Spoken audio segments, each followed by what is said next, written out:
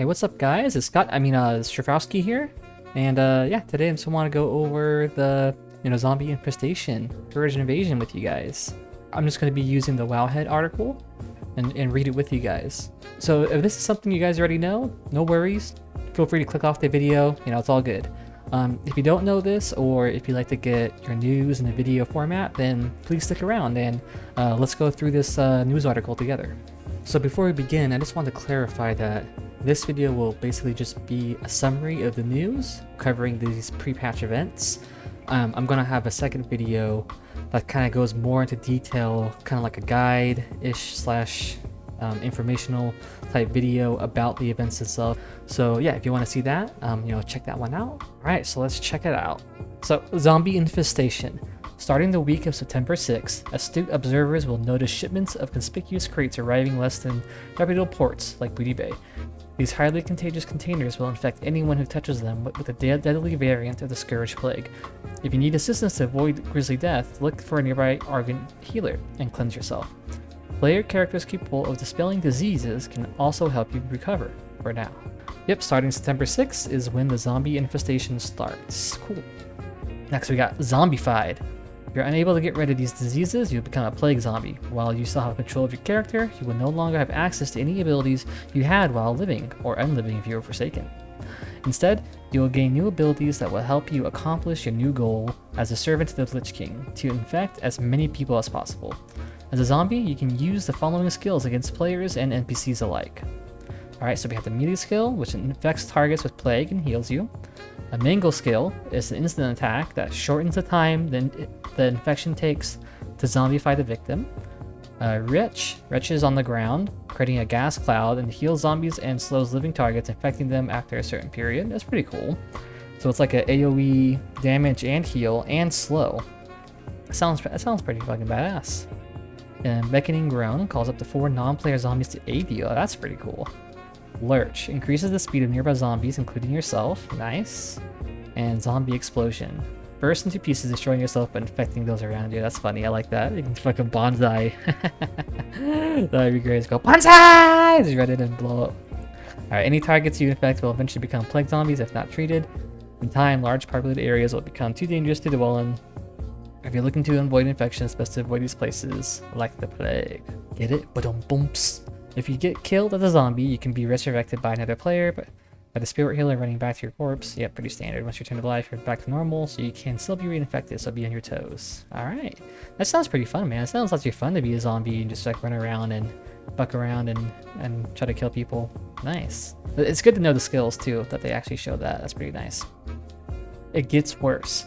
As the week progresses, more conspicuous crates will be delivered to every capital city in the Eastern Kingdoms and Kalimdor.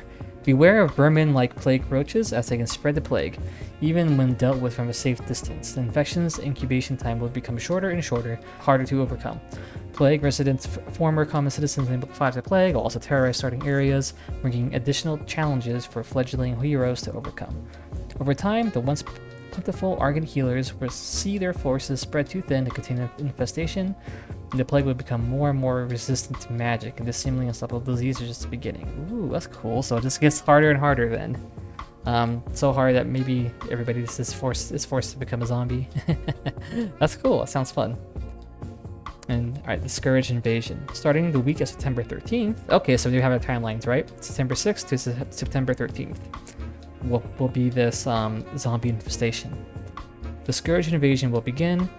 Having survived the assault on Naxxramas, Kel'Thuzad is ready to once more advance the Lich King's efforts by striking a strategic locations all over Azeroth. The Dread Citadel Naxxramas has left the Eastern Plague Lands for good, absconding to the icy continent of Northrend. In addition to dealing with the ever-growing zombie infestation, you'll be tasked with investigating the Scourge activity within the major cities and thwarting invasions throughout Azeroth. Keep your eye on the map to locate activity hotspots and put a stop. But yeah, it sounds just like what we had before Naxx came out, right? The little event before Naxx, just a little, the areas out in the world, you run to them, kill them, get those shards, and turn them into Argent Dawn to get some little rewards, right? So it's exactly the same thing. In each invasion point, you'll engage with rare undead who each have a chance to drop various helpful items.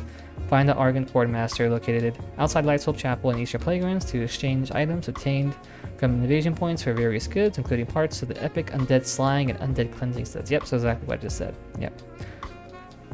Additional foes can be found at the Dire Maul, Razor Thorn Down, Scarlet Monastery, Skullman, Shutterfang Keep, and Strathholm dungeons. Yeah, that's cool. All the extra bosses. So we got all the extra bosses in the old world dungeons. So we got, I guess Revenchan, whatever. Revenchan inside Dire Maul, Lady Falthers inside Razorfen Downs, Scorn in Scarlet Monastery, Lord Blackwood in Skullomance, Sever in Shadowfang Keep, Balsafon in Stratholm. Yep. And level 70 players can obtain a raid quest in any capital city in Azeroth. Maybe called Chamber of Secrets. It's kind of funny. Right? Like Harry Potter reference, right? Haha. Get it? Haha. To hunt down and destroy Prince Tenris Mirkblood in Karazhan. The prince can drop the vampiric battling pet and the coverted Arcanite Reaper. This two-handed axe is guaranteed to rock the Kabash. Oh, not Kabash. To rock the Caspa. Rock the Caspa. Okay. It's kind of neat though. They actually gave his model that vampire model that you actually eventually get to see, you know, when doing raids. I remember one of the bosses in ICC in Ice Cream Citadel had it. Or was this model? Yeah, that's pretty cool to see. So the aftermath. All good. Things must come to an end. Eventually the Alliance and the Horde will work together to find a cure for the zombie infestation and push the Scourge back to where they came from. The Lich King's plan would be temporarily halted as pre-expansion events end and Wrath of the Lich King Classic launches. Just in time for you to hop on the nearest lang skip to Northrend. Savor your victory, hero, while you still can. Okay, cool. So some light details on what the event will be like. Basically got the zombie infestation, then the Scourge Invasions. With the Scourge Invasions, we can get, you know, some goodies from that, and some gear, the Undying set. Let me see, yeah, the Undead Slaying and Undead Cleansing set, and we got some new bosses to kill in old dungeons and in Karazhan, so that's pretty cool. If you stuck around and stayed for the article, yeah, thank you. I appreciate you guys coming in and listening and going through the article with me. You know, if you got any questions about it or anything else you want to add, please feel free to leave a comment. You know, I'll read it and everybody else can see it too, so it'll be helpful if you do have something to add to it. Yeah, other than that, there's nothing else to be said, so I'll catch you guys later. Adios, motherfuckers.